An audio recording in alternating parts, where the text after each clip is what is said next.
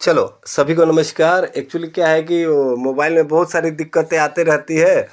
अब ये फिर दूसरे मोबाइल से कॉल करने से पहले सोचना पड़ता है कि हाँ, अभी थोड़ा इसको अगर देखते हैं रिकॉर्ड भी हो जाए, तो अभी वही थोड़ा ढूंढने में समय लग जाता है। चलो ठीक है, तो आज का सेशन स्टार्ट करते हैं। वैसे तो इस सेशन का कोई टाइम लिमिट नहीं है, लेकिन फिर भी जब तक हमारे पास क्वेरीज है ऑथेंटिक, तो थोड़ा देर हम लोग बात करेंगे। तो एक एक करके स्टार्ट करते हैं। अभी सबसे पहले प्रमोद जी ने हैंड राइज किया है और उन्होंने मेरे को शायद रिपोर्ट भी अभी भेजी है। एक्चुअली क्या है ना, जिस मोबाइल से मैं अभी क्लास करा रहा हूँ, इसी मोबाइल पे इन्होंने भेजा है। अब 1 मिनट आप लोग थोड़ा लाइन पर रहना, मैं एक बार रिपोर्ट देख लेता हूँ उन्होंने जो भेजा है।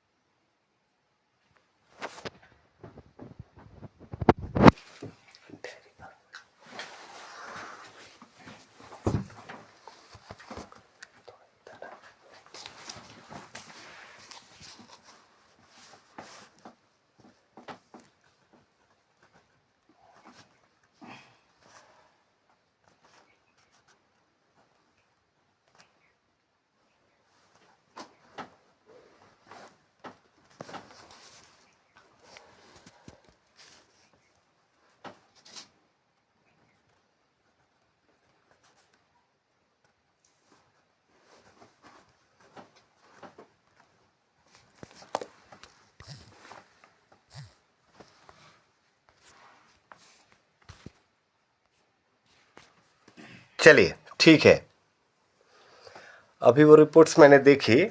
प्रमोद जी, आपने भी वो रिपोर्ट देखी होगी।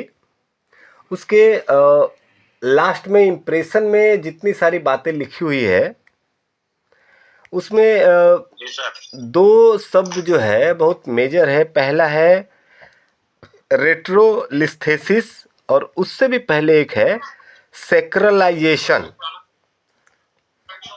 तो अभी सबसे पहले सेक्रलाइजेशन पे अगर बात करेंगे, तो सेक्रलाइजेशन अब सुनने से ही लगता है कि ये सेक्रल से जुड़ा हुआ कुछ चीज़ है। सेक्रल मतलब जो हमारे कमर की 5 हड्डियां होती है, लंबर, उसके नीचे जो 5 हड्डियां होती हैं एक साथ जुड़ी हुई, उसको ही सेक्रल कहते हैं। ठीक है जी सर। अभी सेक्रलाइजेशन मतलब उसके बीच में कैल्शियम जमा हो गया। ठीक है, ठीक सर। अभी हम लोगों ने बचपन से मतलब जब से न्यूरोथेरेपी में है, तब से हम लोगों ने यही पढ़ा है कि सेक्रल जो 5 हड्डियां होती है, बच्चा जब जन्म लेता है तो वो अलग अलग रहती है, लेकिन बाद में वो जुड़ के एक हो जाती है। जैसे खोपड़ी के अंदर 8 हड्डी होती है, अलग अलग होती है, और जन्म लेने के बाद वो सारा जुड़ के एक हो जाती है, वैसा ही है। तो अब तो जुड़ के एक हो गई है, तो पूरी एक हड्डी है, उसके ऊपर कहां से अब कैल्शियम जमा होगा? तो फिर ये सेक्रलाइजेशन, सेक्रल तो एक सीधी हड्डी है, सारी जुड़ी हुई है, उसमें कैल्शियम कहां पे जमा हो गया?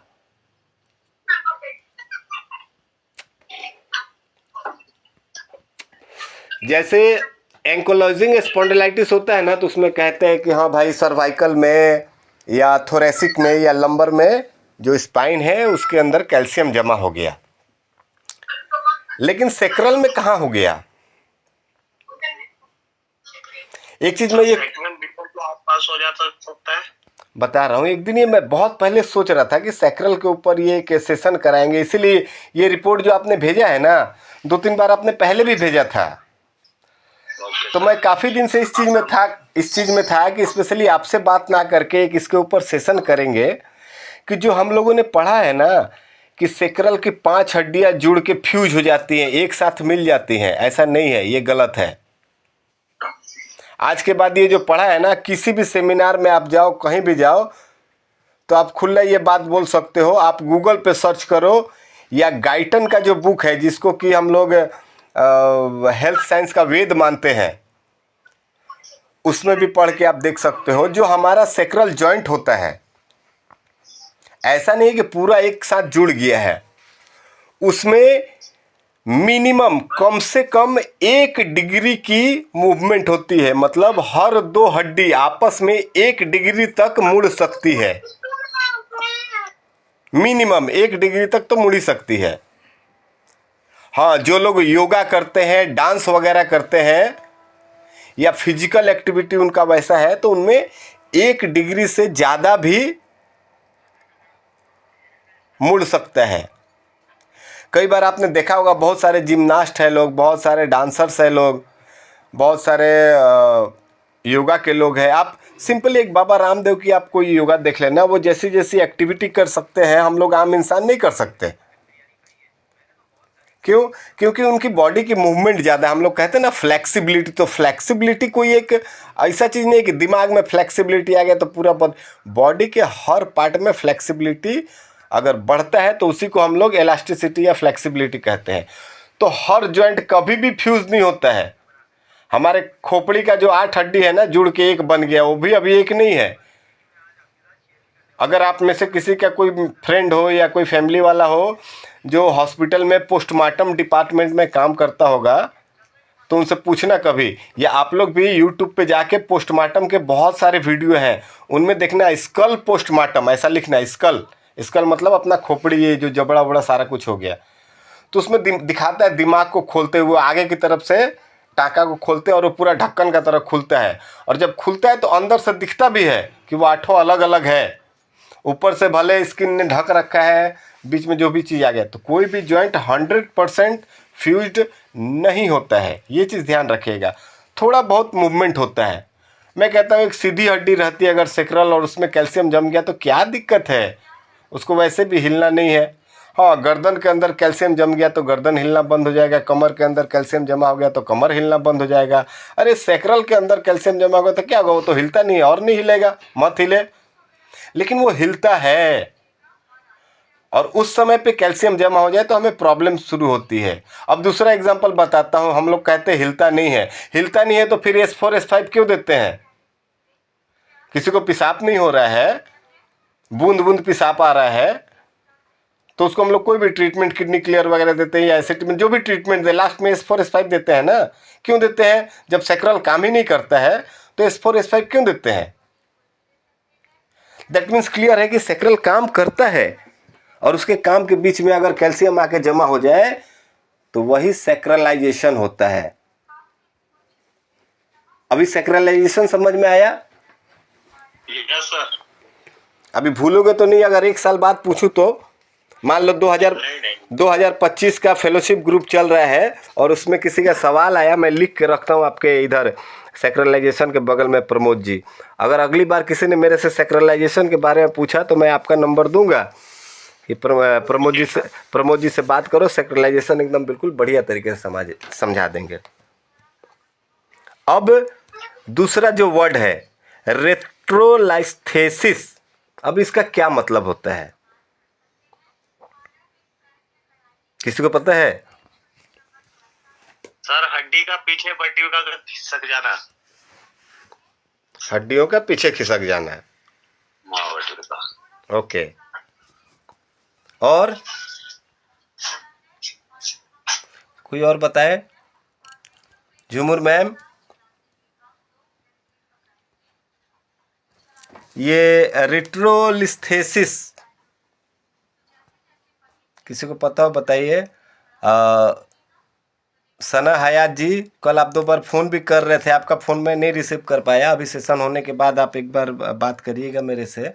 तो अगर आपको जानकारी हो तो बताइए रेट्रोलिस्थेसिस क्या चीज़ होता है?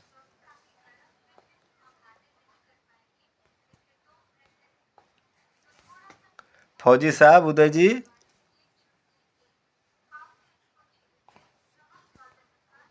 अच्छा सभी लोग म्यूट करके रखे, कोई अनम्यूट नहीं कर रहा है कि बताना पड़ेगा? ना सर, अनम्यूट है। बीच में ज्यादा शोर ना आए इसलिए अनम्यूट कर देते हैं। हाँ, तो अभी पूछ रहा हूँ ना, बताइए रेट्रोलिस्थेसिस ऐसा हो सकता है आपने सुना तो होगा, पढ़ा होगा, ध्यान नहीं दिया होगा। तो इसका मतलब क्या हो? अभी पढ़ रहे हैं। Sir, today is my first session. Sorry, your good name? Shiva? Sabiha Sheikh. अच्छा, सबिया शेख जी, बताइए। आज मेरा पहला सेशन है और वही मैं अभी बस सुन रही हूँ आपका लेक्चर। अच्छा अच्छा, चलिए। तो मैम, ये रेट्रोलिस्थेसिस के ऊपर हम लोग अभी डिस्कशन कर रहे हैं। हाँ, मैं सुन रही थी बस। तो can you explain what is retrolisthesis? No sir, that's why I'm saying now this is today's my first session. Okay, okay. What are you doing now? Currently you are a housewife or working? Working dating. I'm a yoga therapist. Wow. That means you are working in already in health sector. Yes. But चल, not in deep way. नहीं तो अब deeply आ जाइए। Yes, that's why I'm joining this. I can bath in bathroom. मैं bathroom में नहा सकता हूँ, but why I am going to river? That means I want to explore. मैं अगर नदी में जाता हूँ इसका मतलब क्या है? मैं बाथरूम में भी नहा सकता हूँ, लेकिन नदी में जाता हूँ इसका मतलब मेरे को बड़ी जगह चाहिए, मैं दुनिया को एक्सप्लोर करना चाहता हूँ। तो दैट मीन्स नॉर्मल। जैसे आप एक योगा थेरेपिस्ट थे, योगा करते थे, हो सकता है लोगों को करवाते भी थे, and now you have come into the neurotherapy. आप न्यूरोथेरेपी में आए, that means you want to explore. अभी आपको मन में आया होगा कि मेरे को अपने स्किल्स को थोड़ा बढ़ाना है। मैं अगर 5 लोगों को 50% का फ़ायदा देती हूँ तो मैं कोशिश करूँ कि आगे से मैं 10 लोगों को 80% का फ़ायदा दूँ। तभी तो आपने न्यूरोथेरेपी सीखने का सोचा ना। तो अब यही चीज़ है, अब एक्सप्लोर करना है तो थोड़ा डीपली जाना पड़ेगा। ठीक है, हाँ जी, मैं join किया। चलो। तो हम लोग अपने मैटर से इधर उधर हो गए। Retrolisthesis, again I am asking to all, what is रेट्रोलिस्थेसिस?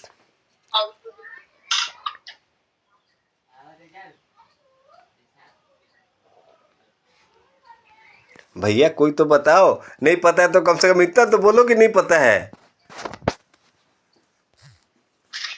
Sir नमस्कार।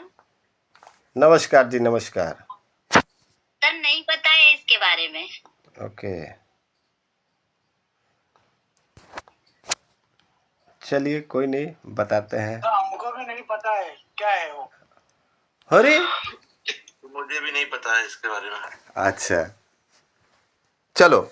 ये जो वर्ड है रेट्रोलिस्थेसिस, इसको 3 पार्ट करते हैं हम लोग। सबसे पहला पार्ट हो गया रेट्रो, दूसरा हो गया लिस, और तीसरा हो गया थेसिस। अभी ठीक से देखें तो ये थेसिस है ना, थेसिस का मतलब होता है टाइट होने के कारण अपनी जगह से हट जाना। सपोज चलते चलते मेरा पैर मुड़ गया, मेरे को मोच आ गया, मेरा मसल्स अपनी जगह से हट गया, लेकिन उसको थेसिस नहीं कहेंगे। क्यों नहीं कहेंगे? क्योंकि वो टाइट होने के कारण नहीं हटा, वो तो पैर मुड़ गया, डिसलोकेट हो गया, इसलिए मुड़ गया। अगर टाइट होने के कारण कोई चीज़ अपनी जगह से रिमूव्ड हो जाती है या डिसलोकेट हो जाती है तो उसको थेसिस कहते हैं। तो सिंपल एक चीज़ है, किसी भी वर्ड के लास्ट में अगर थेसिस आए तो समझ लेना कोई ना कोई चीज़ अपनी जगह से हिल गया है। और क्यों हिल गया भाई? क्योंकि वो ज़रूरत से ज़्यादा अकड़ गया था, टाइट हो गया था, उसके अंदर घमंड ज़्यादा आ गया था। ठीक है, तो ये तीसरा वर्ड जो है थेसिस सॉरी, ये जो तीसरा वर्ड है थेसिस, इसका मतलब यही हुआ टाइट होने के कारण अपनी जगह से हट जाना। अब जो सेकंड वर्ड है लिस, इसका क्या मतलब है? तो तीसरा वाला वर्ड जो है टाइट होने के कारण अपनी जगह से हट जाना। तो अब इस पे सवाल आता है कि टाइट क्यों होना भाई, क्यों टाइट हो गया? तो ये लिस का मतलब ये है कि अल्कलाइन कहीं ना कहीं ब्लड में बढ़ा है। तो अल्कलाइन बढ़ने के कारण वो मसल या वो नर्व टाइट हो गई।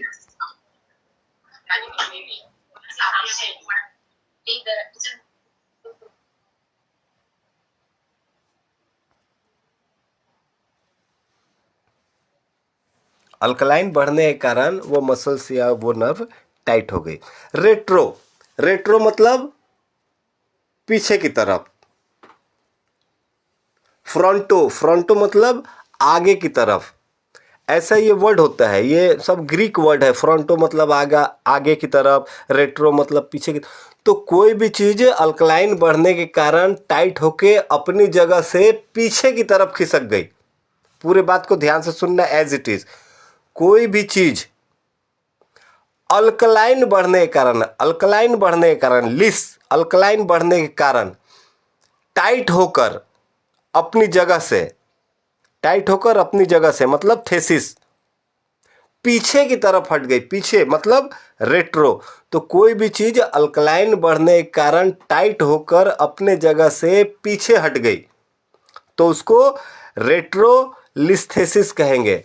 अब इतनी बड़ी बात याद तो नहीं रहेगी, याद सुन के तो लग रहा है कि बहुत इजी है। अरे वाह, कुंदन सर ने कितना एक्सप्लेन कर दिया अच्छे से नॉर्मल वर्ड में। थेसिस मतलब टाइट होके पीछे हो जाना, लिस मतलब अल्कलाइन बढ़ जाना, रेट्रो मतलब पीछे। अभी समझ में आ रहा है ना कितना इजी है। लेकिन अगर यही एक हफ्ते बाद फिर से दोबारा पूछा जाए तो याद नहीं रहेगा। हाँ, तो फिर एक होता है ना कि चलो कोई बात नहीं, कुंदन सर रिकॉर्डिंग तो डाल ही देते हैं यूट्यूब पे, तो जब भी जरूरत होगी यूट्यूब से निकाल लेंगे, ठीक है। तो अगर वो यूट्यूब के दिमाग में है या आपके मोबाइल के दिमाग में है तो ये आपके काम का है नहीं। ये अगर मान लो आपके मोबाइल में है तो ये मोबाइल के काम में आएगा। अगर गूगल पे है तो गूगल के काम में आएगा। अगर आपके दिमाग में है तो आपके काम में आएगा। और आपके दिमाग में रहेगा कैसे, तो उसके लिए कागज पे होना चाहिए। तो ये चीज़ लिख लीजिएगा। ये ऐसे ऐसे छोटी छोटी चीज़ें हैं ना जो हम लोग देखो। सबसे नॉर्मली जो फिजिकल रिपोर्ट हम लोग देखते हैं, फिजिकल रिपोर्ट मतलब हो गया जिसमें फोटो आता है। जैसे कि हम ब्लड टेस्ट कराते हैं तो उसमें तो फोटो नहीं आता है, लेकिन जब हम एक्सरे कराते हैं तो उसमें फोटो आता है। हम अगर MRI कराते हैं तो उसमें फोटो आता है। हम अगर CT स्कैन करते हैं तो उसमें फोटो आता है।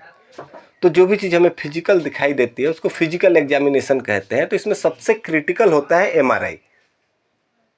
सेकंड नंबर पे आता है ECG। तो MRI सबसे क्रिटिकल है। अगर MRI का एक पेज आपको पढ़ के एक एक वर्ड समझना है तो उसके लिए सोचो, एक MBBS को 6 साल लगते हैं MBBS करने में, वो भी पूरा MRI पढ़ के नहीं बता सकता है। अगर पूरा MRI पढ़ना है तो आपको MD या MS बनना पड़ेगा, जिसके लिए सिर्फ और सिर्फ पढ़ाई में आपको 15 साल लगाने पड़ेंगे। हाँ ठीक है, आप 6 साल पढ़ाई करके MBBS बन गए, आपने अपना क्लिनिक खोल लिया, प्रैक्टिस कर रहे हैं, लेकिन उसके साथ साथ आपको पढ़ाई कंटिन्यू रखना पड़ेगा। जब आप MD या MS तक पहुँचेंगे तब आपको पूरा MRI का रिपोर्ट पढ़ के एक एक वर्ड समझ में आएगा। मैं कहता हूँ उतने की ज़रूरत नहीं है, चुपचाप नीचे चले आओ। जो मोटे मोटे अक्षरों में लिखा रहता है फाइंडिंग्स या इम्प्रेशन, उसको देख के ही काफ़ी कुछ समझ सकते हैं। तब उसमें जैसे आपने प्रमोद जी आपने भी देखा होगा और मैंने भी यही 2 वर्ड निकाले, एक तो सेक्युलराइजेशन और एक रेट्रोलिस्थेसिस। अगर ये 2 चीज़ें हम समझ गए तो हम बहुत सारी चीज़ें ठीक कर सकते हैं। तो खैर प्रॉब्लम रिपोर्ट के अनुसार से ये है। अभी प्रमोद जी आप बताओ, जब वो आपके पास आते हैं या आप उनके पास जाते हैं, बात करते हैं, फिजिकली उनको क्या क्या प्रॉब्लम है?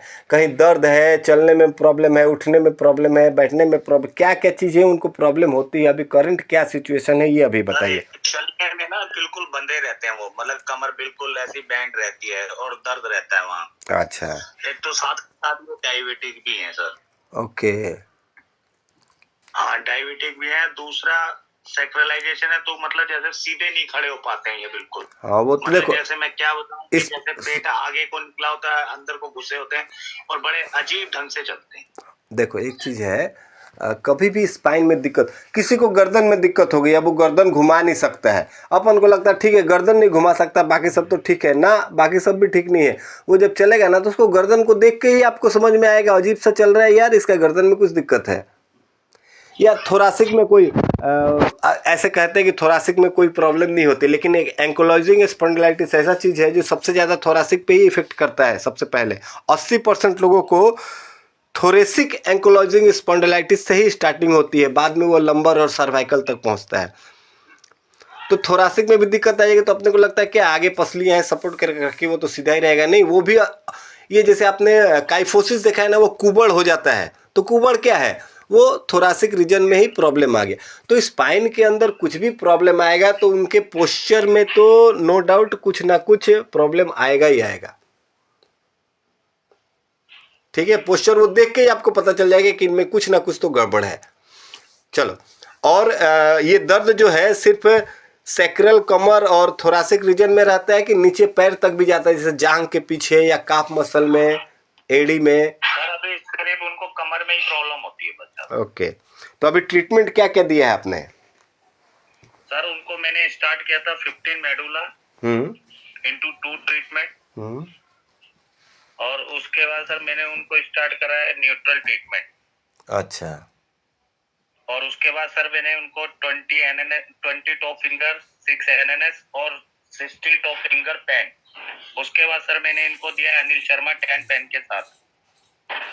ओके। और उसके साथ सर न्यू जीन्स 10 पेन के साथ, और एसिड 10 पेन के साथ, और उसके बाद लार्ज पॉलीप्लेन। ओके। हल्का सा रिलीफ तो मिल रहा है इनको सर। 10 दिन हो गए मेरे को इनको देते हुए। एक काम करो, इसमें ज़्यादा कुछ चेंज नहीं करना है, सिर्फ 2 चीज़ इसमें ऐड करो। बताइए सर। जो अनिल शर्मा ट्रीटमेंट दे रहे हैं ना, अनिल शर्मा के पहले क्या दे रहे हैं? 62 फिंगर पेन। हाँ सर। हाँ, तो 62 फिंगर पेन देने के बाद 1.5 मिनट का गैप करके उनको दो 4 पैरा,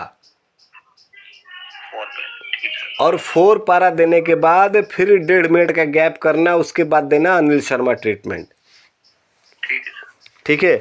अभी मन में सवाल आएगा कि 4 पैरा तो कैल्शियम को बढ़ाता है, यहाँ पे हम 4 पैरा क्यों दे रहे हैं? तो यहाँ पे 4 पैरा कैल्शियम को बढ़ाएगा नहीं, कैल्शियम को कम करेगा। क्यों? क्योंकि 4 पैरा कहीं भी देते हैं ना अकेले, तो वो हड्डी से कैल्शियम को निकाल करके ब्लड में डालता है। तो बीच में एक तो 4 पैरा ऐड करो, ठीक है। Okay sir. और सबसे लास्ट में जैसे हम लोग ऑर्गन क्लियर देते हैं ना, जी सर, उसी तरह सेम सैक्रल क्लियर दिया जाता है। Okay sir. तो इनको सैक्रल क्लियर दिया कीजिए, ठीक है। लास्ट में सारा ट्रीटमेंट खत्म होने के लास्ट में इनको सैक्रल क्लियरेंस दीजिए। और हाँ, एक बात और, इनको एक चीज़ और बताइएगा कि जब भी आपके पास ट्रीटमेंट लेने के लिए आए या जब भी आप उनको ट्रीटमेंट देने के लिए जाएं, ट्रीटमेंट खत्म होने के बाद पहला चीज़ जो भी उनके मुंह में जाता है वो गर्म होना चाहिए। अच्छा, गर्म चीज। हाँ, इसमें गर्म पानी सबसे बेहतरीन है। अगर नहीं मिलता है तो इमरजेंसी में हम लोग बोलते हैं कि चलो चाय भी P low, coffee P low, लेकिन वो उतना इफेक्टिव नहीं है जितना गर्म पानी। तो जब भी ये ट्रीटमेंट करते हैं उसके बाद उनको बताइए कि जब भी आप घर जा रहे हैं या जहाँ भी, तो अब पहला चीज़ मुंह में जो भी जाए वो गर्म पानी ही होना चाहिए। ठीक है, ठीक है। चलिए आगे बढ़। ये अगर जैसे हमने 3-4 महीने इनको ट्रीटमेंट दिया, उसके बाद रिपोर्ट में चेंजेस आ जाएंगे?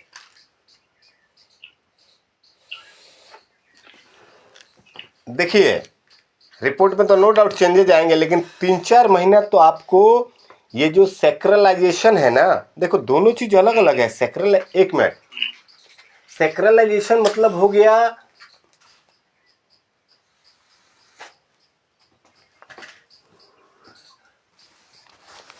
सैक्रलाइजेशन मतलब आप समझे, वो सैक्रल का जो जॉइंट्स है, 5 हड्डियों के बीच में 4 जॉइंट होगा ना, जी सर।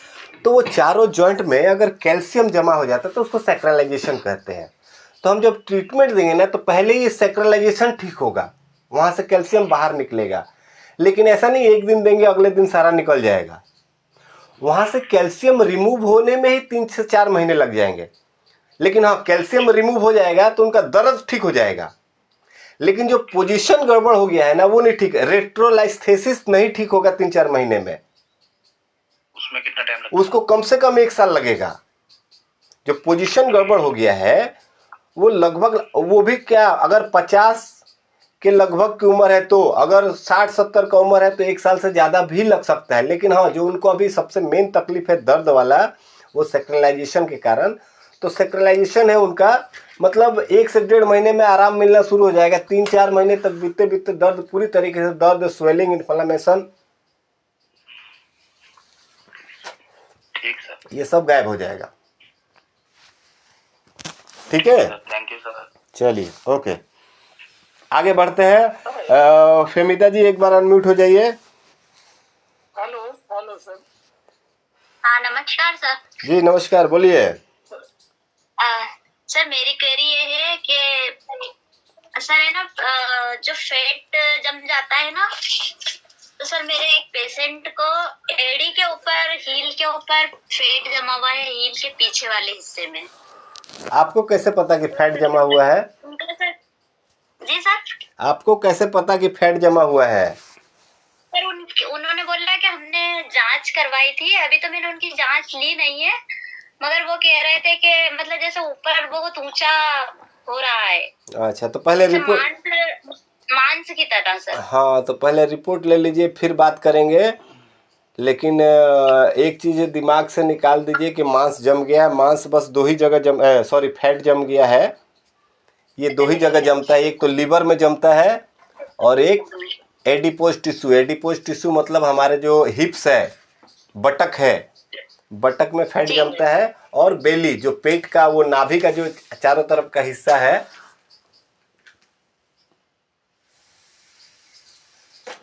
हेलो। हाँ हेलो। जी सर, हाँ आपकी आवाज नहीं आ रही थी सर। हाँ बता रहा हूँ, फैट जो है वो या तो लीवर में जमा होगा, या तो पेट में, कमर में, यहाँ पे जमा होगा।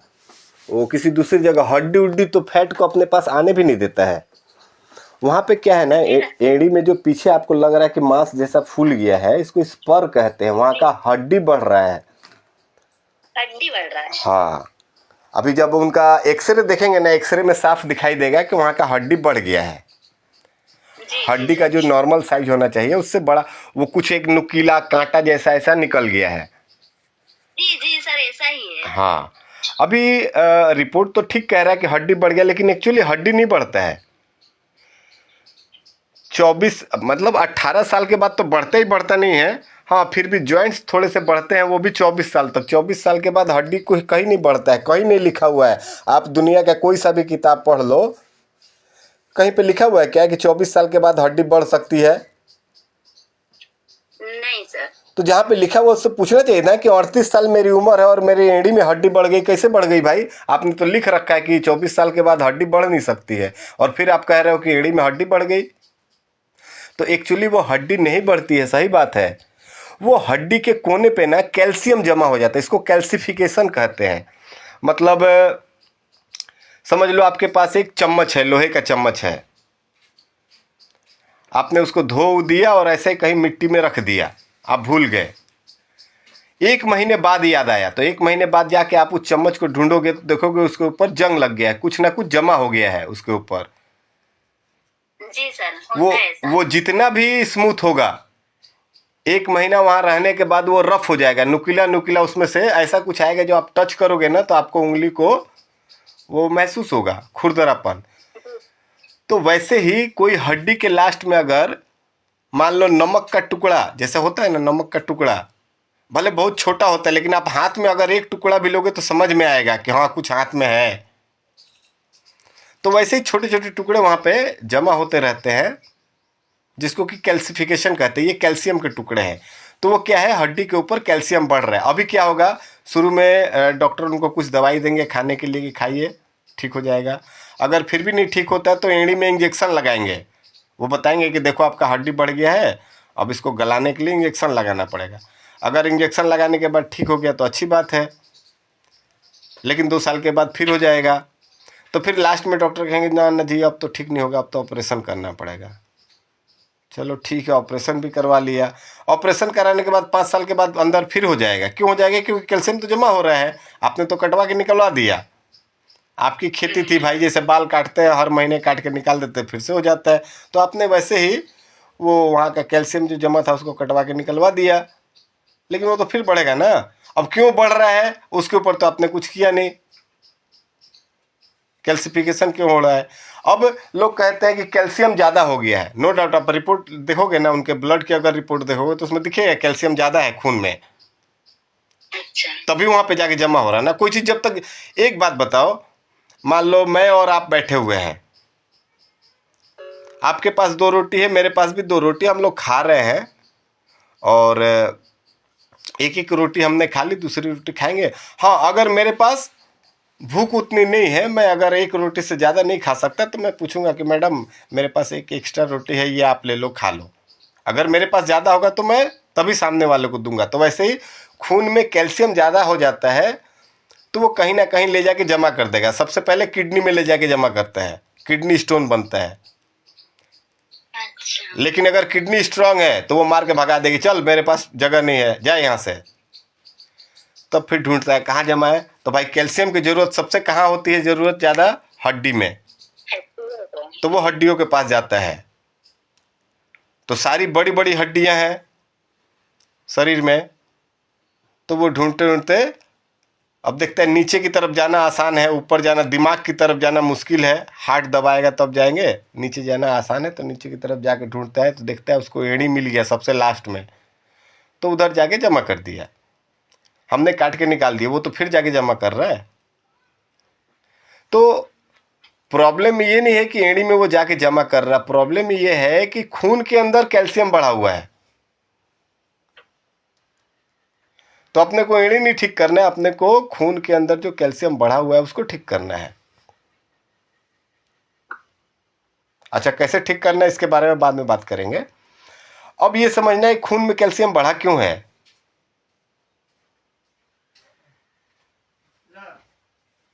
तो खून में जब भी कैल्शियम बढ़ता है तो समझ लेना, या तो मैंने बहुत लंबे समय तक बहुत सारी कैल्शियम की दवाई खाई है। जो लोग डॉक्टर के कहने पे कुछ कैल्शियम उल्शियम की दवाई खाते हैं, तो हो सकता है उनके खून में कैल्शियम का लेवल बढ़ जाए। लेकिन सभी के साथ ऐसा तो नहीं होता है। नहीं, अरे हम आएंगे 4 बजे। प्लीज है माल ओरिजिनल होगा, मिला रहा है। हेलो।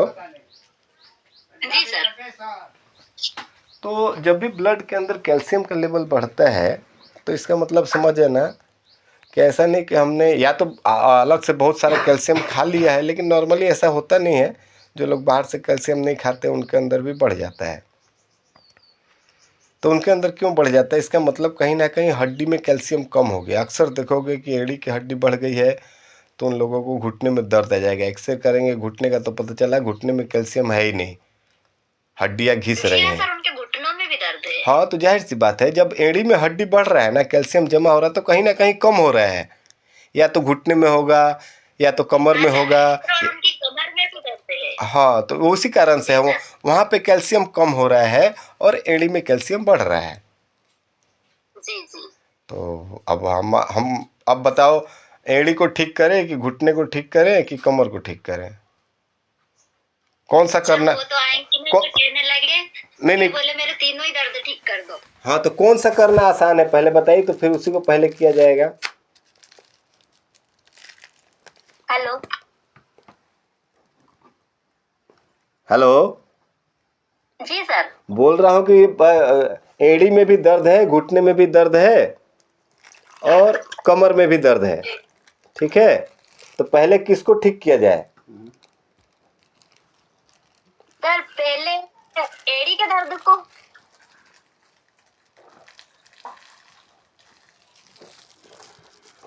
पर कैल्शियम को ठीक कर दो ना, वो प्रेशर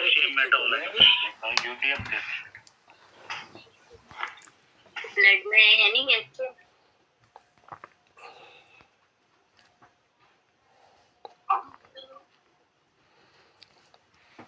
तो पेट चलो लगभग सभी ने काफ़ी हद तक सही बताया।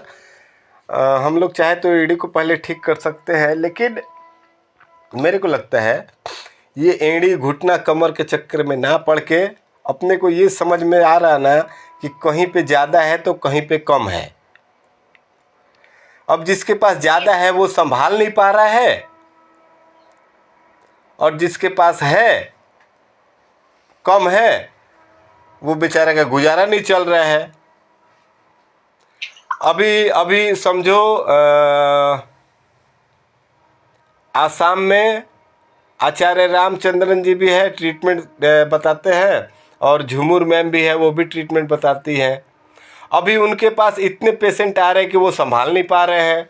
झुमुर मैम सोच रहे हैं कि मेरे पास 2 पेशेंट और आ जाते तो अच्छा रहता, कुछ पैसे मिल जाते। तो ऐसा बॉडी के अंदर भी हो रहा है, कहीं पे चीज़ ज़रूरत से ज़्यादा है, कहीं पे चीज़ ज़रूरत से कम है। तो हमें बाहर की किसी चीज़ की ज़रूरत नहीं है। हमें ना बाहर से कैल्शियम लाना है, ना बॉडी के कैल्शियम को निकालना है। हाँ, जिधर ज़रूरत नहीं है उधर से उठा के जिधर ज़रूरत है उधर ले जाने के लिए काम करना है। तो ये जिधर ज़रूरत है उधर क्यों नहीं जा रहा है, और जिधर ज़रूरत है नहीं है उधर चला जा रहा है। मतलब हमारे बॉडी का मेटाबॉलिक सिस्टम जो है वो गड़बड़ है। अब वो हो सकता है हमने ही गड़बड़ किया हो अपनी गलत आदतों के कारण। गलत टाइम पे खाना, गलत टाइम पे नहाना, गलत टाइम पे सोना। एक बार की बात बता रहा हूँ, मैं जब सूर्यमाल में था तो हम लोग बहुत सारे लोग थे। मैं वेस्ट बंगाल से, हम लोग 3 लोग थे। ये 2003 की बात बता रहा हूँ। 2003 अप्रैल में गया था मैं वहाँ पे गुरुजी के पास। तो मैं गया था पंजाब बैच की तरफ से। मतलब पहले क्या होता था न्यूरोथेरेपी में, इंटर्नशिप पहले होती थी। मतलब सपोज आज मैंने डिसाइड किया कि मेरे को न्यूरोथेरेपी सीखना है, तो उस समय इंटरनेट वगैरह था नहीं। मेरे को पता कहाँ से चला कि न्यूरोथेरेपी क्या है और मेरे को क्यों सीखना है? तो किसी ना किसी से पता चला होगा, कोई न्यूरोथेरेपिस्ट से ही पता चला होगा। जैसे मैं अपनी कहानी बताता हूँ। डॉक्टर सुकुमार सिंह रॉय, दुर्गापुर, वेस्ट बंगाल। मैं भी दुर्गापुर में रहता था। मेरे पापा को पैरालिसिस अटैक हुआ था तो मैं उनके पास गया। बहुत लंबी चौड़ी कहानी है, सबको पता है, बहुत जगह वीडियो पे भी मैंने बताया है, रिकॉर्डेड भी है, यूट्यूब पे भी है, उसके ऊपर नहीं जाएंगे। मैंने कहा कि हाँ मेरे को सीखना है। उन्होंने मेरे को पंजाब भेज दिया। मैं अजय गांधी सर के पास गया, फिर वहाँ पे पंजाब में अलग अलग जगह पर रहा। उसके बाद मैं वहाँ पे, मतलब वो क्या होता था, इंटर्नशिप पहले होता था। पहले दिन गए तो पहले तो वहाँ पे सिखाते थे सफाई करना, झाड़ू लगाना, बर्तन धोना, कपड़े धोना, पोछा लगाना, बर्तन धो धा के ठीक तरीके से, मतलब पहले ये बेसिक चीज़ें सिखाते थे। उसके बाद डेली लाइफ का रूटीन कि सुबह 4 बजे उठना। जो सबसे जूनियर है, जैसे मैं गया था तो मैं सबसे जूनियर था, तो मेरा काम था ठंड के मौसम में, दिसंबर में सुबह 4 बजे उठता था, बाल्टी में पानी भर के और रॉड लगा के सो जाता था। उसके बाद जो सबसे सीनियर है वो पहले उठेंगे, वो गर्म पानी जो हो गया नहाएंगे, सारा कुछ ऐसा ऐसा होता था। तो बेसिक चीज़ें सिखाते थे। उसके बाद पॉइंट सिखाते थे कि ऐसे टो फिंगर दिया जाता है, ऐसे पेन दिया जाता है। लेकिन हमें ये नहीं पता होता था कि पेन कैसे दिया जाता है। बस हमें पता था कि पेन देते हैं ऐसे, किस लिए देते हैं ये नहीं पता है। फिर फार्मूला सिखाया गया।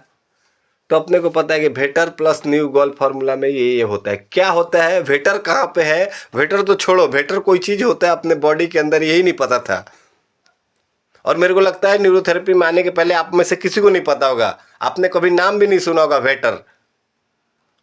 सुना था क्या न्यूरोथेरेपी में आने से पहले? नहीं सुना होगा। आप में से किसी ने नहीं सुना होगा। आप में से किसी ने नहीं।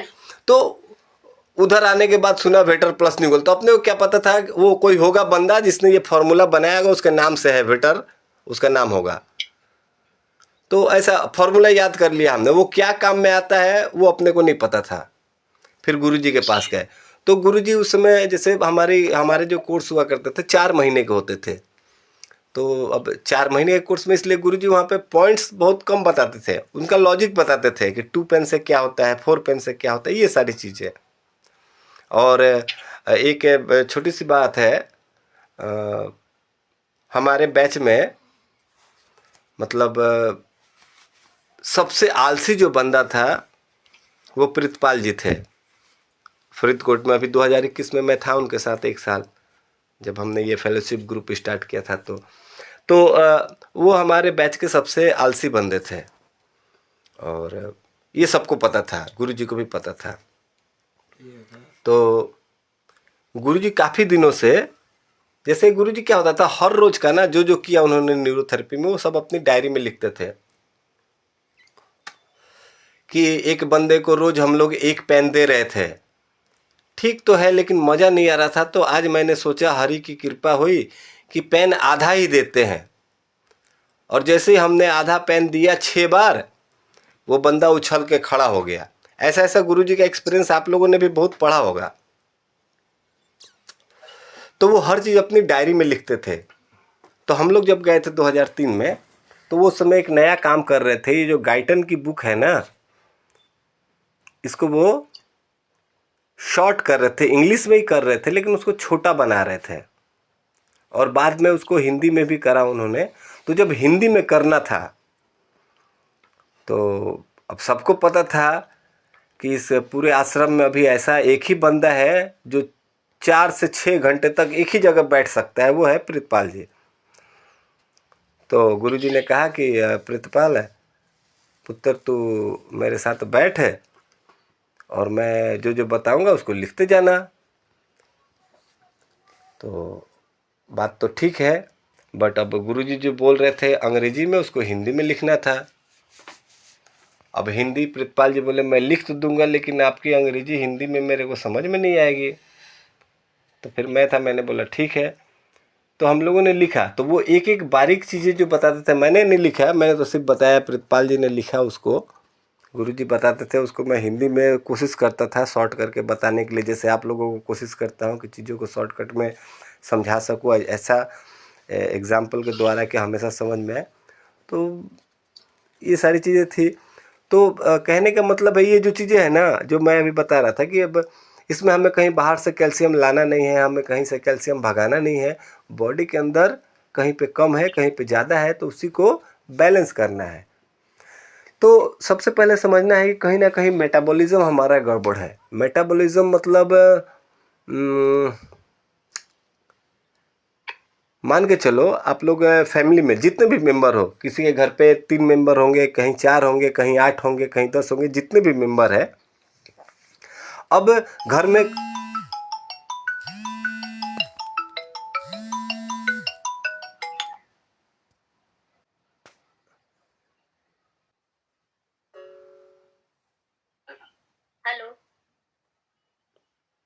हेलो, आवाज आ रही है? सर अपनी आवाज ब्लैंक हो गई थी सर। हाँ, वो बीच में कॉल आ गया था।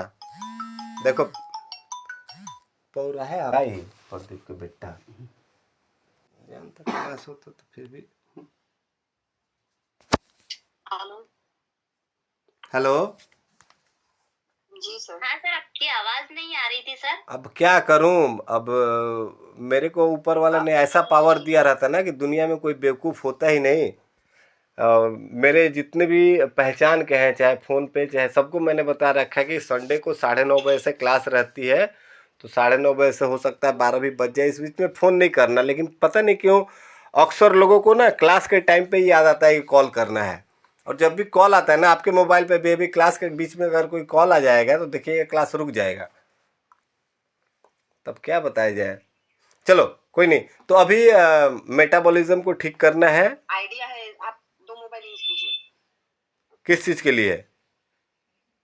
एक कॉल के लिए, क्लास के ओ हेलो, मैं 4 मोबाइल यूज़ करता हूँ। ये जो अभी जिससे बात कर रहा हूँ, तो इस मोबाइल पे 3 चीज़ें चलती है, कॉलिंग है, जूम है, और व्हाट्सएप है।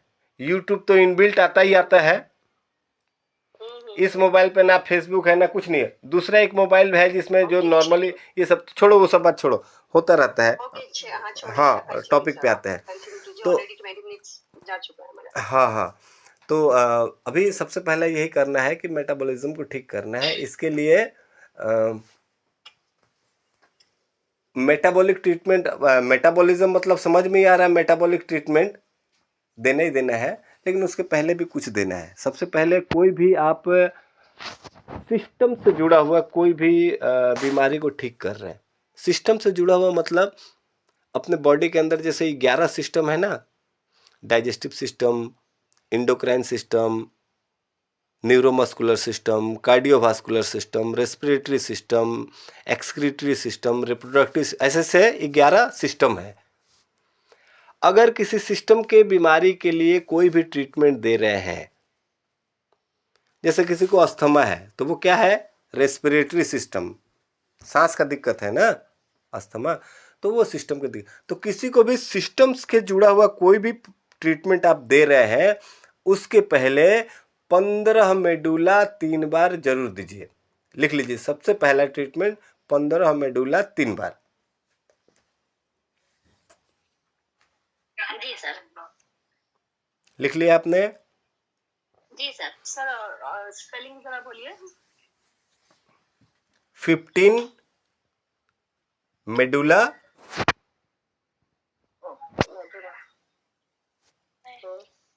मल्टीप्लाइड 3 मेडुला, या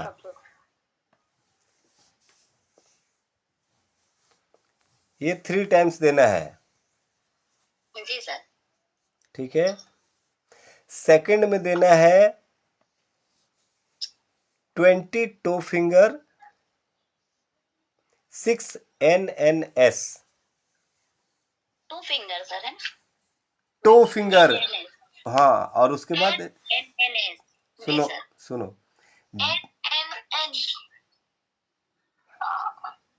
सुनो, 20 बार देना है टो फिंगर, TF। टो मतलब होता है पैर का उंगली, टो मतलब होता है पैर का अंगूठा, और फिंगर मतलब होता है उंगली। तो मतलब पैर के 5 उंगली में रगड़ना है, इसको कहते हैं टो फिंगर। ये कितने बार देना है? 20 बार देना है। ठीक है। और ये देने के तुरंत बाद देना है 6 बार देना है न्यू नाभि सेट, NNS। दोनों पैरों की उंगली में बताओ। हाँ सारे, अब देखो कुछ लिखा हुआ नहीं है तो सारे में देना है। यहाँ पे टो फिंगर के बगल में या NNS के बगल में कुछ लिखा हुआ तो नहीं है। अगर लिखा रहता टो फिंगर पेन तो मतलब खाली पेन की उंगली में देना है, लेकिन यहाँ पे कुछ भी नहीं लिखा है तो 200 उंगलियों में देना है। ठीक है। जी सर। तीसरा लिखिए, CNNS। CNNS, कंप्लीट न्यू नाभि सेट। यस, कंप्लीट न्यू नाभि सेट। गैस गैस, गैस भी लेना है। हाँ लिखिए, गैस गैस।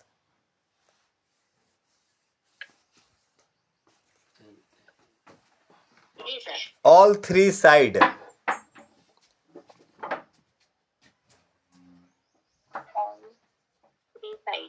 हाँ, ये गैस गैस का मतलब क्या हुआ? सिर्फ अंगूठा अंगूठा पे देना है, दोनों पैर का अंगूठा गैस गैस होता है। जी सर। तो उसी पे देना है। क्या देना है? CNNS, कंप्लीट न्यू नाभि सेट, मतलब ये जॉइंट के पास से खींच के ले जाना है, मोड़ के देना है। और लास्ट में लिखा है ऑल 3 साइड, मतलब तीनों तरफ देना है, ऊपर भी देना है, लेफ्ट साइड भी देना है, राइट साइड भी देना है, तीनों तरफ देना है। ठीक है, ये तीसरा हो गया। ठीक है। जी जी सर। इसके बाद देना है 4 पैरा। 4 पैरा।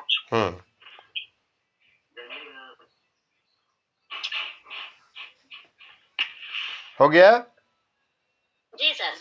नेक्स्ट है थायराइड फॉर्मूला। Thyroid formula. हाँ, ये है आपके पास? जी है सर। हाँ चलो ठीक है, अगर नहीं है तो मेरे को व्हाट्सएप कर देना, मैं सेंड कर दूंगा, चाहे लिख लो ना। जी जी लिख लो, हाफ कुंडली 40 सेकेंड। हाफ कुंडली। हाँ, हाफ कुंडली 40 सेकेंड।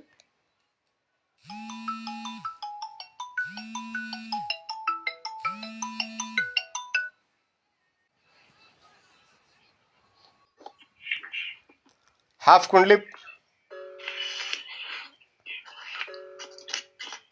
हाफ कुंडली 40 सेकेंड हुआ। जी सर, 40 सेकंड। हाफ कुंडली 40 सेकेंड के बाद 6 मेडुला। 6 मेडुला। हाँ जी। जी सर। उसके बाद 4 thyroid P. 4 thyroid. 4 thyroid P.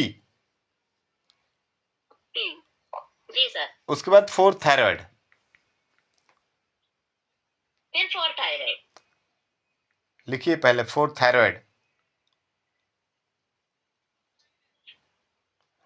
अब ये फिर का मतलब क्या हुआ? फिर थायराइड मतलब इसके पहले कहाँ थायराइड है? नहीं सर, वो आपने 4 थायराइड पी बोला था ना। हाँ, थायराइड पी हाथ में देते हैं और थायराइड गले में देते हैं। हाथ दबाने से कोई मरेगा नहीं, गला दबा देने से कोई मर जाएगा। तो ये पी का मतलब प्रिकॉशन, ठीक है, ध्यान रखने के लिए लगाया गया पी। ऐसा नहीं कि हाथ दबाने की जगह गला दबा देना, गला दबाने की जगह हाथ दबा देना। नहीं सर। हाँ, थायराइड पी और थायराइड दोनों अलग अलग है, ठीक है। ये थायराइड के लिए देते हैं, खास करके जिनको हाइपोथायराइड की प्रॉब्लम है, जिनको कॉन्स्टिपेशन की प्रॉब्लम रहती है, जिनको ओवरवेट का प्रॉब्लम रहता है, उनको भी देते हैं ये हाफ कुंडली 40 सेकेंड 6 में। थायराइड दे सकते हैं। किसको? ओवरवेट वालों। हाँ, जिनको वजन ज्यादा है उनको तो देना ही देना है। जी जी। ठीक है। हाँ, तो ये हो गया। और इसके बाद आप कंडीशन के हिसाब से, अब ये सब चीज़ तो है, एड़ी में दर्द है, घुटना कमज़ोर है, कमर में दर्द है। अब देखोगे इसके साथ साथ अगर वज़न बढ़ा हुआ है, बहुत ज़्यादा हैवी वेट है, तो उनको नॉर्मल अजय नॉर्मल एक ऐड कर दो। या फिर देख रहे ठीक ठाक है, बाल झड़ रहे हैं, या स्किन बहुत ड्राई है, या नाखून फटे फटे हैं, या होठ फटे फटे, इसका मतलब एसिडोसिस है, एसिड बढ़ा हुआ है, या कॉन्स्टिपेशन रह रहा है, तो एसिड ट्रीटमेंट ऐड कर दो। या फिर हो रहा है कि नहीं, खाना खाते और तुरंत डालते ही निकालने के लिए भागते हैं, मतलब कहते हैं ना, अभी जैसे कई बच्चों में देखा गया अक्सर, देखो बच्चों को जैसे खाना खिलाया और अभी आधा घंटा भी हुआ नहीं, वो तुरंत लैट्रिन के लिए जाएगा।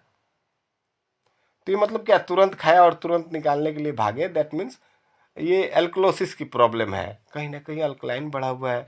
तो उसके लिए हम राइट साइड ट्रीटमेंट उसमें ऐड कर देंगे, या एक्स हेपरिन सबसे अच्छा है एसिड अल्कलाइन को बैलेंस करने के लिए। एक्स हेपरिन सबसे बढ़िया है। 10 medulla, 8 pain, 7 liver, 8 chest only. तो कंडीशन के हिसाब से उसके बाद कोई भी आप ऐड कर लेना, ठीक है। The last formula is on your wish.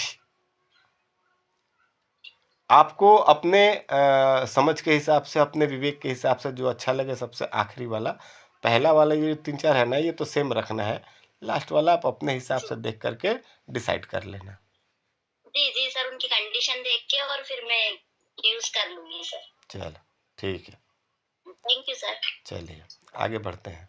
Sir, जो प्रमोद ने पूछा था, हाँ, क्या? के अंदर आपने बताया कि एल्कोलोसिस की बीमारी थी और गर्म खाना खाने के लिए बोला, तो गर्म खाना तो फिर एलपीडी और बढ़ा देगा।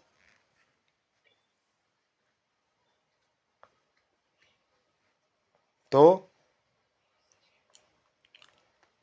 एक बार मान के नहीं, एक बार मान के चलिए कि चलिए अल्कलाइन को और बढ़ा दिया, तो उससे क्या दिक्कत बढ़ जाएगी? सर, आपने पहले एक बार बताया था कि जो गर्म खाना हम खाएंगे तो अल्कलाइन को बढ़ा देगा, एसिड को कम करेगा। बिल्कुल बिल्कुल। गर्मी जो होता है वो गर्मी में अल्कलाइन बढ़ता है, ठंड में एसिड बढ़ता है। अच्छा, बिल्कुल।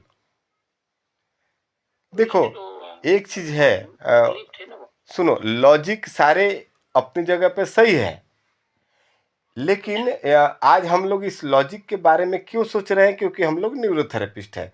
तो हम लोग न्यूरोथेरेपिस्ट जब बने तो आज भी हम ये मान के चलते हैं, गुरुजी का जब आप वेद 4 पढ़ोगे, एक चीज़ है, गुरुजी तो बस लिखते थे। इस चीज़ को बाद में कमलेश दीदी ने कैटेगराइज किया कि ये थ्योरेटिकल के लिए ठीक है, ये प्रैक्टिकल के लिए ठीक है। और काफ़ी बाद में आचार्य दीक्षित जी ने, राम गोपाल दीक्षित जी ने इसको 5 भागों में विभाजित किया, वेद 1 वेद के नाम से, वेद 1, वेद 2, वेद 3, वेद 4 और वेद 5।